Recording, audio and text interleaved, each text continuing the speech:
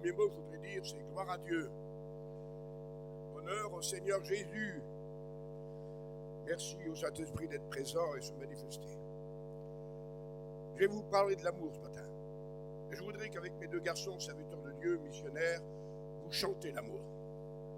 Nous avons trouvé l'amour. Nous chantons l'amour. Nous vivons l'amour.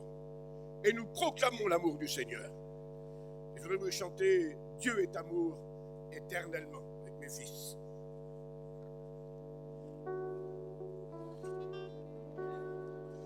Dieu est amour éternellement, la Bible le dit. Il a prouvé sur le calvaire son incomparable amour.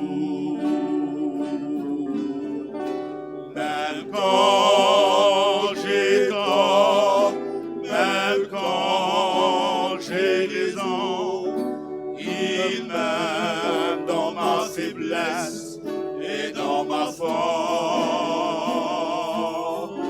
Jésus ne change jamais, il est toujours le même, car Dieu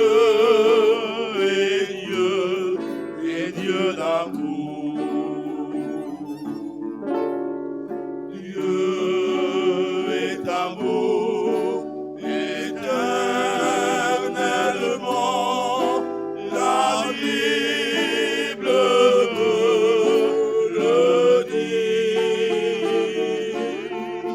Il a prouvé sur le calvaire son incomparable amour. Même quand j'ai tort, même quand j'ai raison, il m'aime dans ma faiblesse et dans ma force. Jésus ne change jamais, il est toujours le même, car Dieu est Dieu d'amour. Amen. Le sens même de l'écriture. Dieu est amour. Et que son nom soit béni de nous le permettre ce matin de le proclamer à travers nos cantiques, nos témoignages, nos chants et surtout la parole de Dieu. Je voudrais, s'il vous plaît, frères et amis, dans ces quelques instants, vous lire le verset de la Bible qui introduira notre réflexion de la parole du Seigneur. Au chapitre 12 de l'Épître aux Corinthiens, la première, je lirai cette parole de Dieu formidable qui nous dit ceci, au verset 31.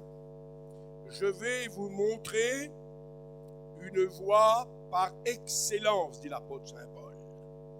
Il vient de parler des dons spirituels, la prophétie en priorité, le charisme que l'Esprit Saint distribue à l'Église. Et il précise, je vais maintenant vous montrer une voie par excellence.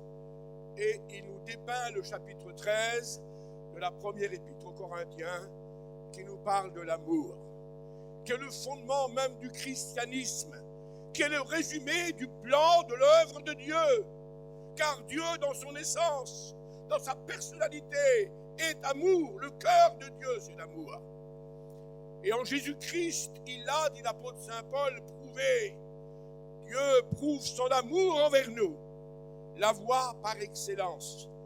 Et nous avons eu le bonheur et la grâce de découvrir cet amour de Dieu envers nous, pour notre salut, notre rédemption, notre bonheur, notre paix, notre vie éternelle. Toute la loi de Dieu, disait Paul, se résume dans ce mot, tu aimeras. L'amour est le résumé de toute la volonté de Dieu. Et ce matin, nous pouvons bénir Dieu dans notre culte de louange, le glorifier, parce que si nous l'aimons aujourd'hui, c'est parce que la Bible est formelle, il nous a aimés le premier. Et cet amour se répand encore aujourd'hui, partant de la France depuis tant d'années, et allant visiter notre peuple dans le monde et tous les individus, car l'amour de Dieu ne se résume pas à un peuple, mais au monde entier. C'est le monde que Dieu aime et veut sauver. La voie par excellence. Il n'y a pas meilleur, il n'y a pas plus beau, il n'y a pas plus grand. L'apôtre Jacques dit dans son épître au chapitre 2, verset 8, et il appelle l'amour la loi royale. Voilà le nom qu'il lui donne. La loi royale selon l'Écriture.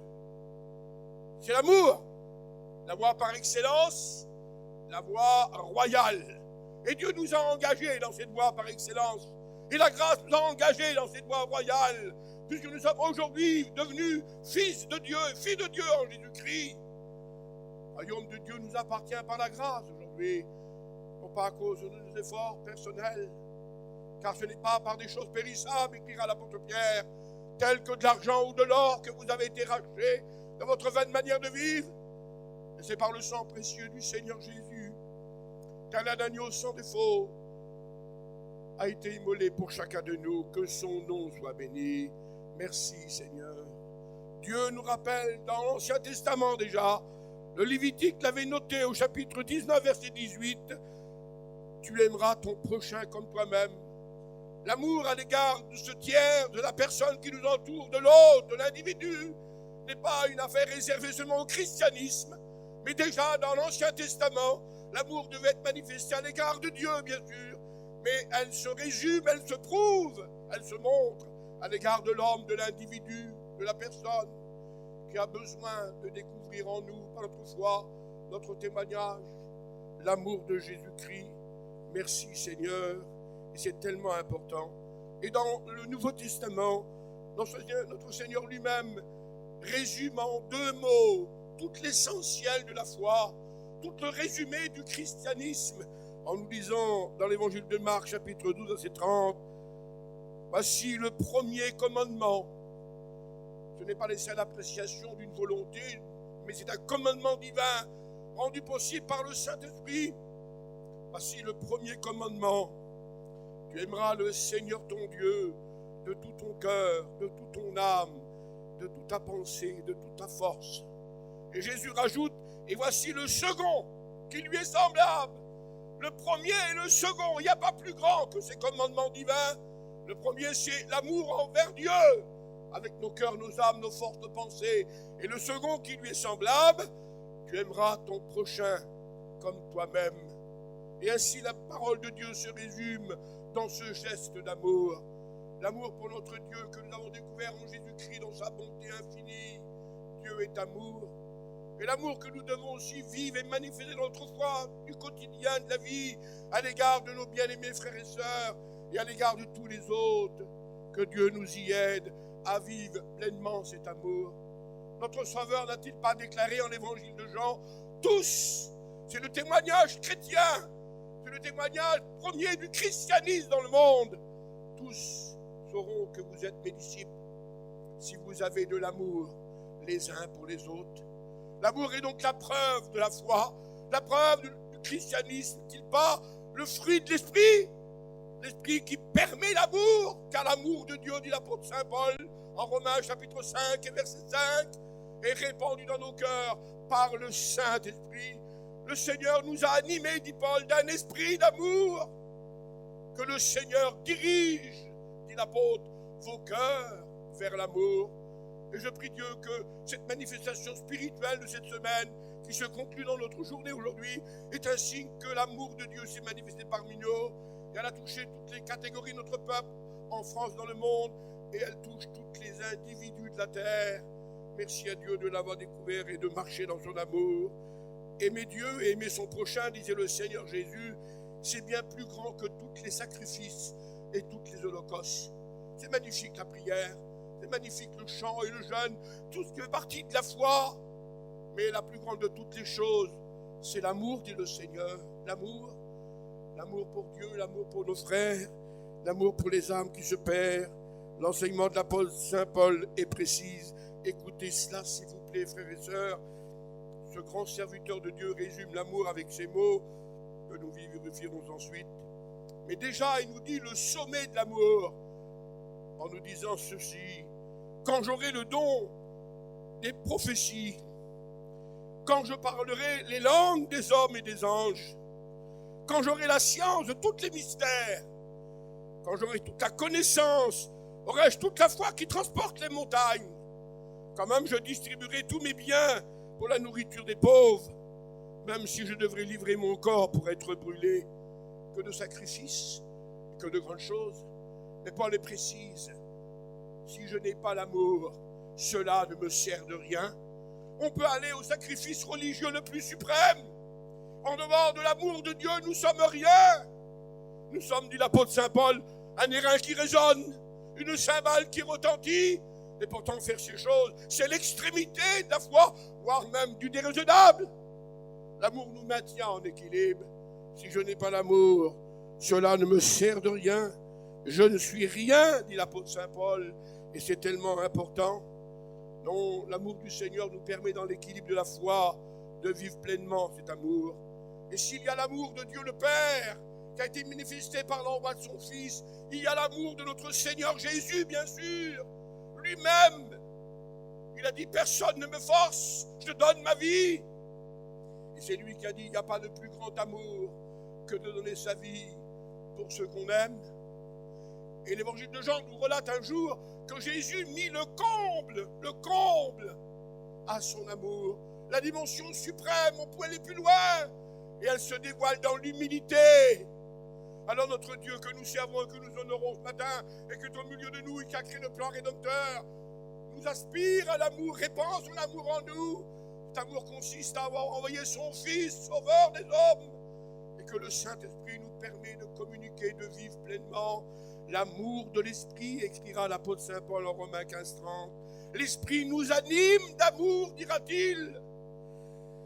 Bénissons Dieu pour notre volonté, nos bons vouloirs, nos désirs, mais sans l'œuvre de Dieu, sans l'amour de Dieu, nous ne pourrons pas faire le pas du christianisme ni l'engagement de la foi.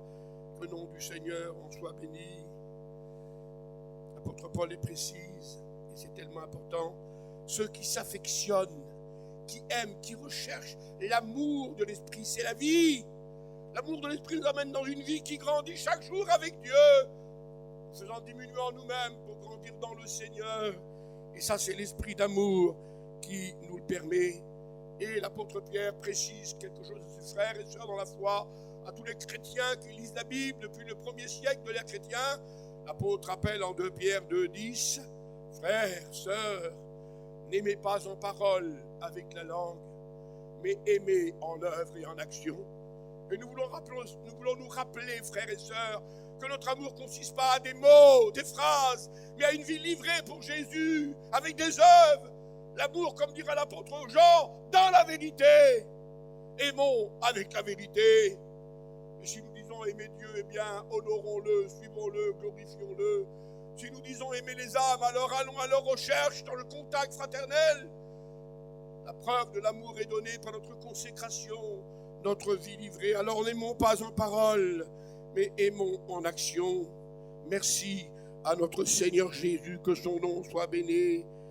Je voudrais faire très simplement l'examen biblique en quelques mots de ce hymne d'amour que l'apôtre Saint Paul nous relate en Corinthiens 13.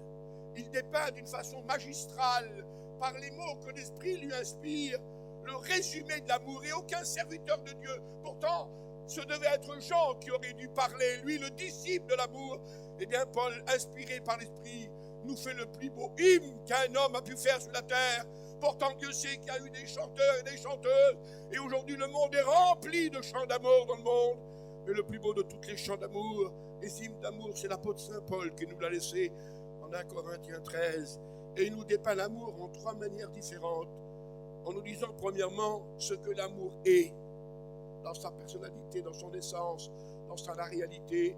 Et il nous dit 2 petits mots très simples qui veut dire plein de choses. L'amour, dit Paul, elle est patiente, Elle sait attendre, elle sait persévérer, elle sait faire confiance à Dieu. Elle ne se presse pas, elle ne s'anime pas, elle ne s'agite pas. L'amour est patience. Et c'est important, l'amour de Dieu nous permet cela. Nous qui étions dans les soucis de la vie, dans le problème de la vie, et qui, comme Marthe, s'agitaient pour peu ou beaucoup de choses. Nous avons découvert en Jésus l'amour et aujourd'hui nous sommes, et que soit béni son nom, dans cet esprit d'attente de la révélation du plan de Dieu concernant à notre enlèvement. Et nous vivons dans la foi et dans l'amour, sans pour autant se vanter d'un mérite quelconque. Car si nous sommes ce que nous sommes, dit l'apôtre, nous le devons à la grâce de Dieu. Qu'as-tu que tu n'aies reçu, écrit-il. Nos chants, nos prières, nos offrandes, notre engagement, tout ça, c'est le Saint-Esprit qui nous le permet.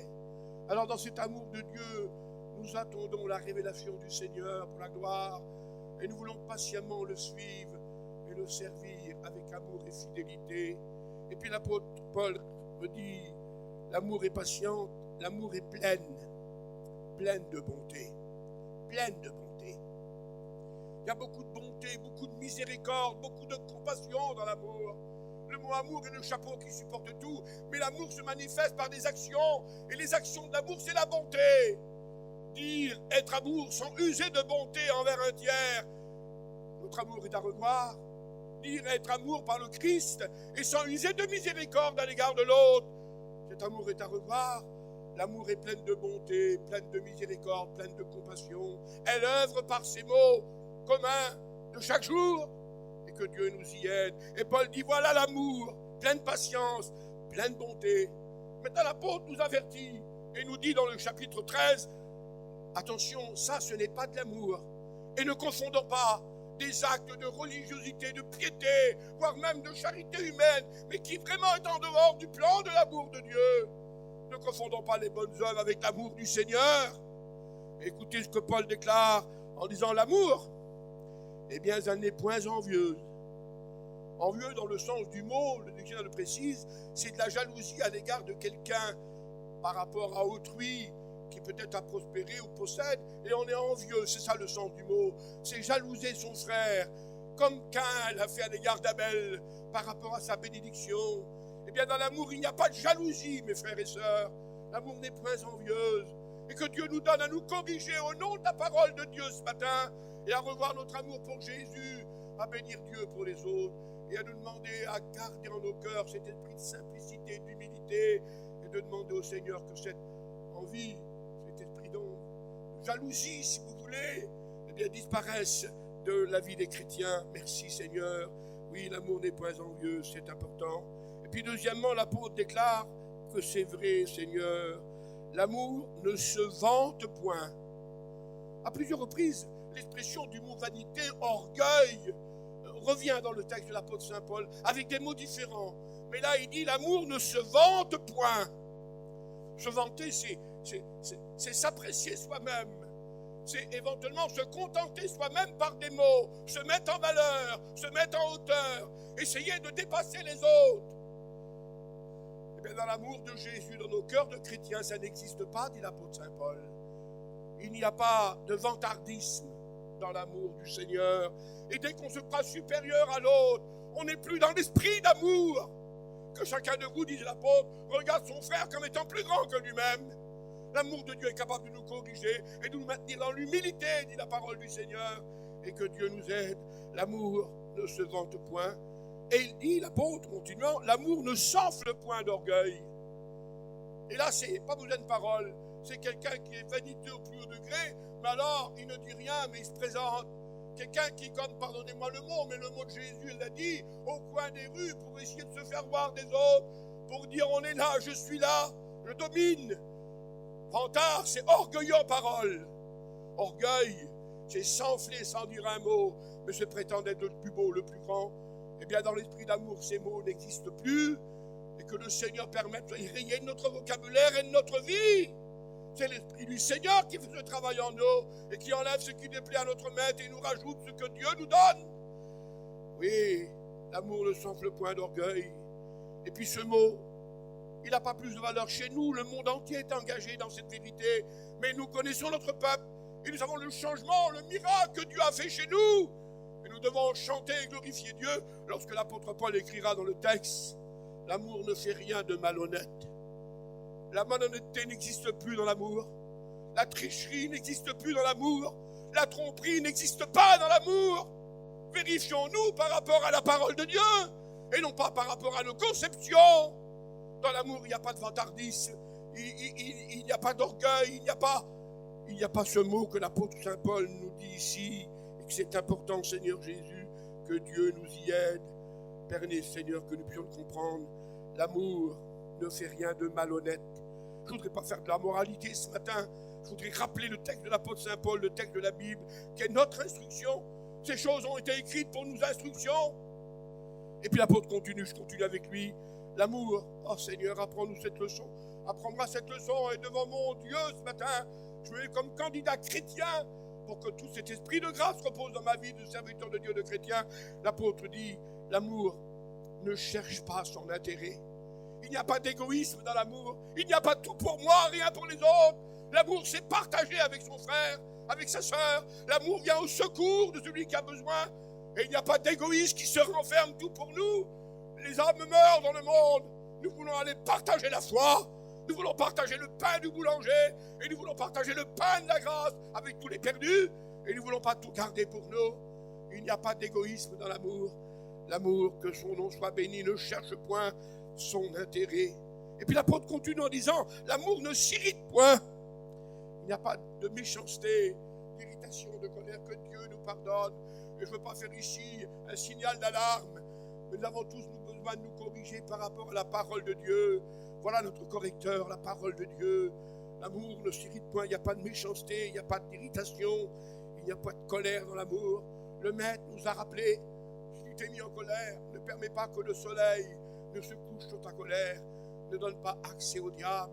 Chrétiens et chrétiennes, vérifions, relisons ces mots de l'apôtre Paul qui demeurent pour nous un grand enseignement au nom du Seigneur. Et il continue encore 2 mots en disant, l'amour ne soupçonne point le mal. L'amour n'est pas quelqu'un qui regarde à travers la serrure pour essayer de trouver son frère, sa soeur en flagrant délit. L'amour n'est pas là pour guetter, pour juger, pour condamner, pour soupçonner, pour calomnier. Il n'y a pas cela dans l'amour. L'amour ne soupçonne pas le mal. Ah, frères et sœurs, prenons les leçons de la foi ce matin. Et avec la parole de Dieu, essayons de comprendre ce que le grand apôtre, au nom du Seigneur Jésus, veut nous dire dans le domaine de la foi. L'amour, merci mon Dieu, ne soupçonne pas le mal. Il y a beaucoup de confiance de l'amour. On croit à la parole du frère ou de la sœur. On fait confiance à Dieu et aux frères. Interviens auprès de ton peuple, Seigneur. Et puis, pour terminer, ce que l'amour n'est pas, eh bien l'apôtre termine en disant, l'amour ne se réjouit point lorsque l'injustice triomphe. Lorsque le mal triomphe, lorsque l'injustice triomphe, l'amour ne se réjouit pas, elle pleure. L'amour ne se réjouit pas du mal qui se fait, de l'injustice qui se dit, des racontars des paroles. L'amour se réjouit que de la vérité, dit la Bible, mais pas de l'injustice. Chrétiens, chrétiennes, le diable est sur les pas pour tendre des pièges à chacun. Et nous ne devons pas tomber dans les pièges du diable, comme l'a écrit l'apôtre Saint Paul. L'amour ne se réjouit point du mal, elle ne se réjouit point des ténèbres et du péché. Au contraire, elle prie Dieu, elle tend la main, elle fait tout pour essayer de bénir et de faire et pas le contraire. Alors attention, l'amour, ce qu'elle est, 2 petits mots, mais qui renferment tout. Elle est patiente, elle est pleine de bonté. Ce qui n'est pas l'amour, tous les mots qu'on a dit, c'est pas l'amour ça. Et si on trouve ça chez nous, eh bien on n'a pas l'amour, on ne vit pas dans l'amour. Comme l'a écrit l'apôtre Saint Jean, tu ne vis plus dans l'amour, tu ne marches plus dans l'amour. Et les chrétiens de notre mission, comme les chrétiens de l'Église de Jésus-Christ, ont besoin de vérifier leur foi par rapport à la parole de Dieu.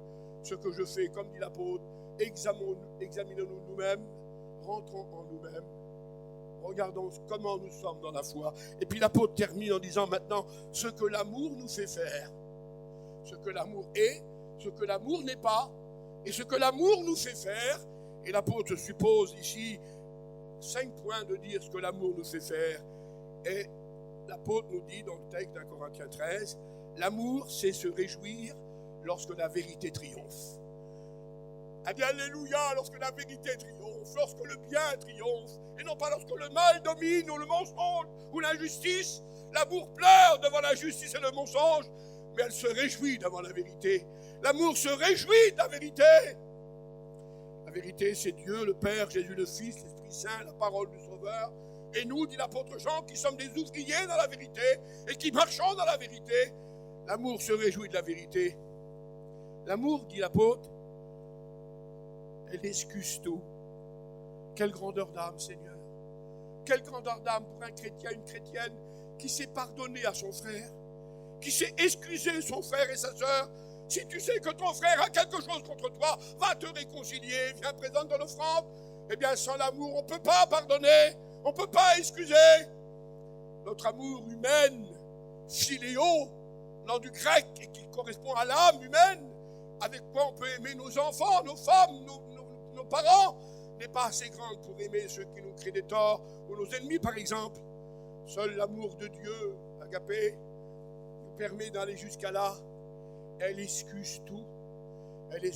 Elle couvre les fautes, l'amour, dit la Bible.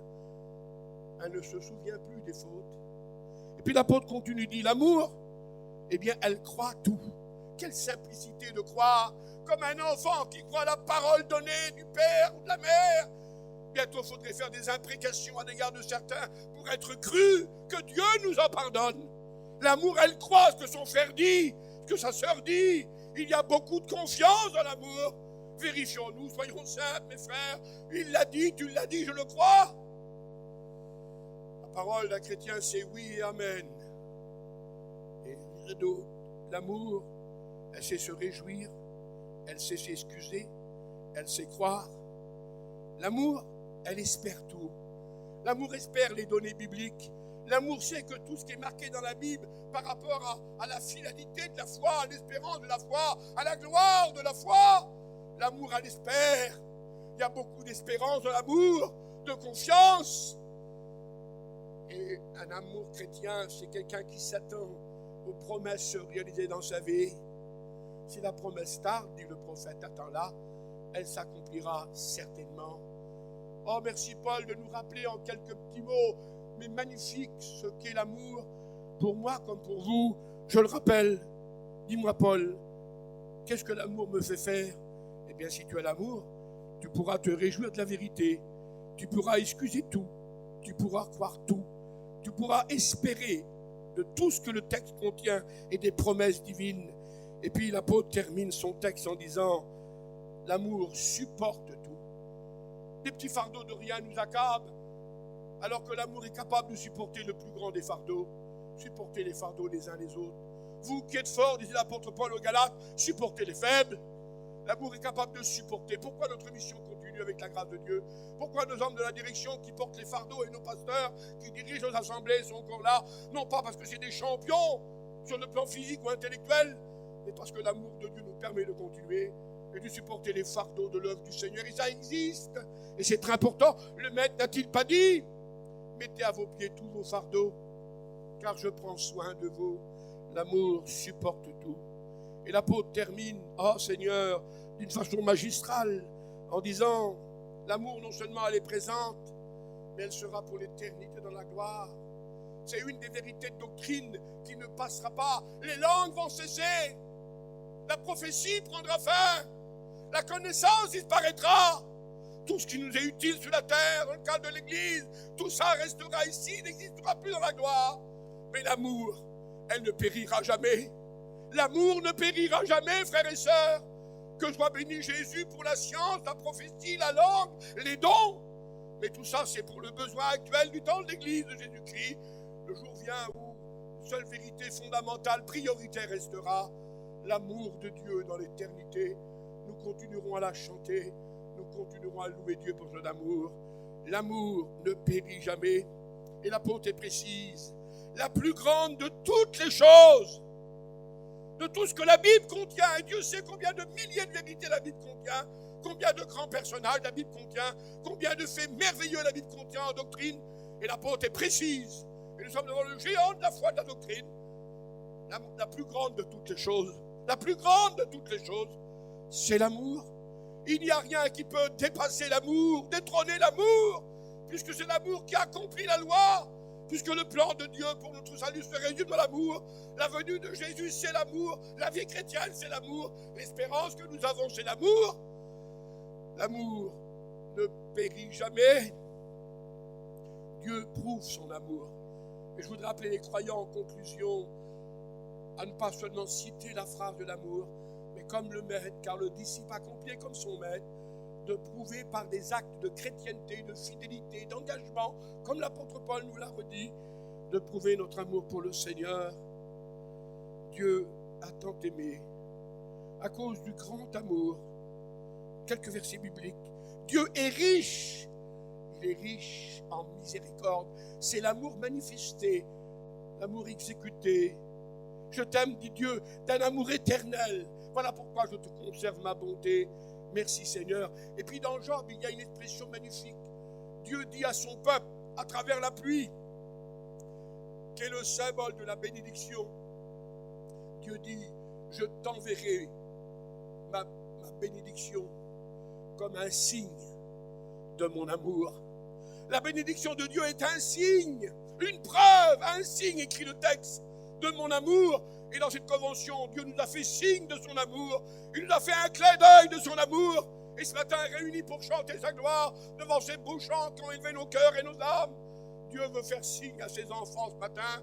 Et peut-être à quelqu'un qui ne connaît pas Jésus-Christ. L'amour de Dieu est pour toi. Ce n'est pas un amour égoïste pour lui-même. Elle ne se complaît pas en elle-même. L'amour de Dieu, c'est pour livrer sa vie et donner sa vie. Comme le maître en a fait le comble à son amour. Au point que le prophète Osée va jusqu'à dire de l'amour de Dieu, je t'attirerai à moi avec des cordages d'amour. Dieu nous lance la corde d'amour ce matin, tel quelqu'un qui est en train de s'éloigner lancerait une bouée pour le sauver. Eh bien, cette corde en Jésus-Christ, dans la grâce de Dieu, par l'Évangile, nous a été lancée. Et encore, elle est là parmi nous ce matin. Je t'attirerai à moi avec des cordages d'amour. Oui, l'amour est bien plus fort que la mort, dit le Cantique des Cantiques. Au point qu'il dira même, Salomon, les grandes eaux ne pourront jamais éteindre l'amour. Merci Seigneur. L'amour de Christ surpasse toute la connaissance. Et c'est pour cela que l'apôtre a dit, mais qui me séparera de l'amour de Dieu? Ni la mort, ni la vie, ni la hauteur, ni la profondeur, ni la puissance. Aucune créature, rien ne pourra me séparer de l'amour de Dieu manifesté en Jésus-Christ. Merci Jésus. Et le maître, nous rappelant en Jean 15, 9, un mot d'ordre pour le croyant. Demeurez dans mon amour. Ou Jude qui déclara, maintenez-vous, comme si c'est un équilibre à faire. Maintenez-vous dans l'amour de Dieu. J'appelle l'Église de Jésus-Christ ce matin dans la profession de sa foi, dans l'exercice de sa foi, de demeurer dans l'amour du Sauveur, étant fondé et enraciné dans l'amour de Dieu. Merci Seigneur. Et le grand apôtre Saint-Pierre ne trouvera rien de mieux de nous dire, joignez donc à votre foi l'amour. Il faut que l'amour soit le sommet de notre foi, soit la réussite de notre foi, la réalité de notre foi. Tu crois, c'est très bien, manifeste-tu l'amour? Alors joignez, dit Pierre, à votre foi l'amour, marchez dans l'amour, revêtez-vous de l'amour, soyez enracinés dans l'amour. Voilà tous les mots de la Bible que je passe très rapidement pour conclure. Soyez enracinés dans l'amour, ayez, dit l'apôtre. Ah, que c'est beau, Seigneur, et merci. C'est Paul qui le déclara en Éphésiens 3, 18. Je me le rappelle, et je vous le rappelle. Ayez les uns pour les autres un amour sincère. Un amour sincère. Non pas l'amour de la langue, l'amour des mots, du cerveau, mais du cœur. Car c'est de l'abondance du cœur que la bouche parle. Ayez les uns pour les autres un amour sincère. C'est le roi Jéhu qui un jour a trouvé un homme qui s'appelait Jonadab dans le livre des rois. Et il lui a dit, ton cœur est-il sincère? Et Jonadab a répondu, oui, mon cœur est sincère. Alors le roi Jéhu lui a dit, eh bien donne-moi la main et viens avec moi dans mon char. Et lorsque l'amour est sincère envers nous les uns les autres, on doit se tendre la main les uns vers les autres et on doit être ensemble dans le même char, dans la même œuvre de Dieu. Et tous ceux qui sont un petit peu isolés, qui font leur petit truc à part, ils ne vivent plus, ils ne marchent plus dans l'amour. Il n'y a pas de domination parmi nous, il n'y a pas d'autorité humaine, ce n'est que le respect des serviteurs de Dieu qui a été institué parmi nous. Les ministères sont là comme des autorités divines. Et c'est normal devant Dieu. Mais la règle pour nous, c'est notre parole, l'Écriture. Et c'est la doctrine des apôtres et l'enseignement de Jésus-Christ. Et nous devons rester dans cet enseignement biblique et dont l'essentiel, le résumé est la manifestation d'amour. On va prier le Seigneur avec ce mot, s'il vous plaît. L'amour parfait, ça existe. L'amour parfait, dira l'apôtre Saint Paul, elle bannit la crainte. Il y a encore des craintes dans nos cœurs, des doutes et toutes sortes de petites misères. Seul l'amour de Dieu bannira la crainte. L'amour parfait bannit la crainte. Crois en ton Dieu, fais-lui confiance, vis la vie de l'amour du Seigneur. Et tout ira bien pour la gloire de son saint nom. L'amour, dit l'apôtre Saint Paul, on ne peut pas trouver mieux. Colossiens 3,14, c'est le lien de la perfection. C'est le seul lien de la perfection. La perfection, c'est comment on sera encore dans la gloire. Eh bien, ce qui nous unit à la perfection, ce qui nous attache à la perfection, ou qui nous permet d'aller à la perfection, c'est l'amour. L'amour est le lien de la perfection. Et il n'y aura pas de perfection ou de gloire en dehors de l'amour. Je pose une question et j'arrête. Nous prions le Seigneur, nous nous réjouissons en Dieu. Cette question, c'est Jésus qui l'a posée à l'apôtre Pierre dans l'évangile de Jean, chapitre 21, verset 15. Et il lui a dit, Simon, fils de Jonas, m'aimes-tu? Jésus parlait de l'amour divin que le Saint-Esprit répand dans nos cœurs. Et l'apôtre Pierre, dans sa conscience, le croyant, a diminué, a baissé d'un cran. Il a parlé de l'amour humain, de l'amour philéo, comme je vous le disais, alors que Jésus parlait de l'amour agapo. Et Pierre a répondu, oui Seigneur, je t'aime, mais avec cet amour faible. Et de nouveau, le Seigneur lui a dit, et 3 fois, il lui a dit, Simon, m'aimes-tu? Et ce qui est embarrassant, Seigneur, je demande pardon à mon Dieu de dire ce que pour conclure. Jésus a dit, est-ce que tu m'aimes plus que ceux-ci, que les autres? C'est presque gênant que le Seigneur nous pose la question. Alors on ne va pas faire des comparaisons ici.